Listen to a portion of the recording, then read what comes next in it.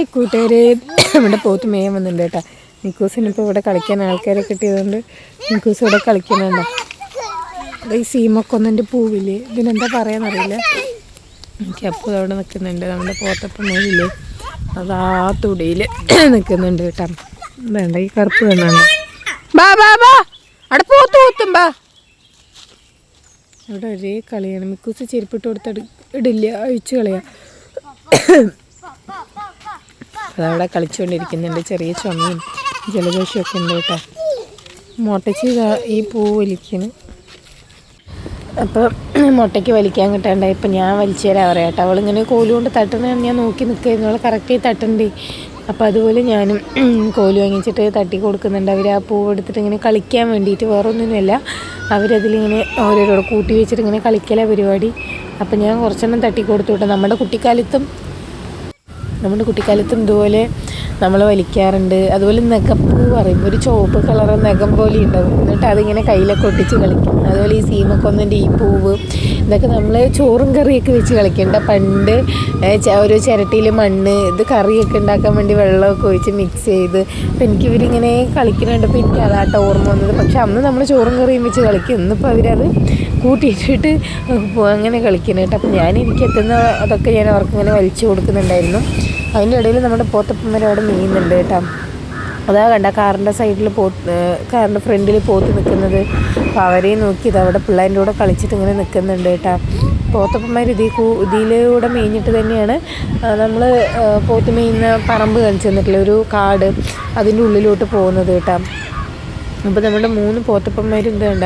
ഇവർ കണ്ണ് തെറ്റി ഇവരെ കാണാണ്ടാവും കേട്ടോ. ഇടയിലിടയിൽ ഇവർക്ക് ഇടികൂടാൻ തന്നെ സമയം ഉണ്ടാവുള്ളൂ. ഗൈസ്, നമ്മൾ പോത്തിനെ കാണാണ്ട് തിരഞ്ഞുകൊണ്ടിരിക്കുക കേട്ടോ. പോത്തിൻ്റെ അഡ്രസ്സില്ല, പോത്ത് എവിടെ പോയിന്ന് അറിയില്ല കേട്ടോ. നമ്മൾ പോത്തിനെ നോക്കിക്കൊണ്ടിരിക്കുകയാണ്. മുന്നേ നമ്മളിവിടെ ഇതുപോലെ പാടത്ത് വന്നിട്ട് പോത്തിനെ പിടിച്ചിട്ട് വരുന്നുണ്ട് കേട്ടോ. അപ്പോൾ അത് ആ വഴി എൻ്റെ ഞാനിതാ അവർ എവിടെ എത്തിയിട്ടുണ്ടോയെന്നൊരു പിടുത്തമില്ല. മുമ്പ് ആ കുളമില്ലേ, ആ കുളത്തിൻ്റെ അവിടെയൊക്കെയാണ് പോത്തുകൾ എത്തിയിട്ടുള്ളത്. എവിടെയാണെന്ന് നമുക്ക് പറയാൻ പറ്റാത്ത അവസ്ഥയാണ്. ഞാൻ നടന്നുകൊണ്ടിരിക്കുക കേട്ടോ. വരുമ്പത്തൂടെ പക്ഷികളാണ്, എനിക്ക് പേടിയിട്ട്.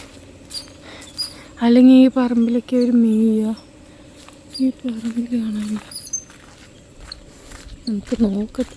ഇതേണ്ട നമ്മൾ അതിൽ കൂടെ മേയ്ക്കില്ലേ, ആ കാടിൻ്റെ ഉള്ള സ്ഥലമാണ്. അപ്പോൾ ഇതാ വേണ്ടി പോത്തിൻ്റെ ഒരു അഡ്രസ്സ് ഇല്ലല്ലോ. ഇതിൻ്റെ ഉള്ളിലൊന്നുമില്ല ഇപ്പോൾ, ഭാഗത്തൊന്നും കാണാം. ഈ കാട്ടിൻ്റെ ഉള്ളിലാണ് ഇവർ കയറി ഇത്ര നേരം മേയുന്നുണ്ടായിരുന്നു കേട്ടോ. അവരതുകൊണ്ട് ഈ പാടത്തൂടെ ഏതി വേണമെങ്കിലും ഇറങ്ങാം. ഇപ്പോൾ ഇവിടെ എവിടെയും കാണാനില്ല. നമുക്ക് നോക്കാം അവരെവിടെ പോയിട്ടുണ്ടെന്ന്. അപ്പോൾ ഇവിടെയൊന്നുമില്ല,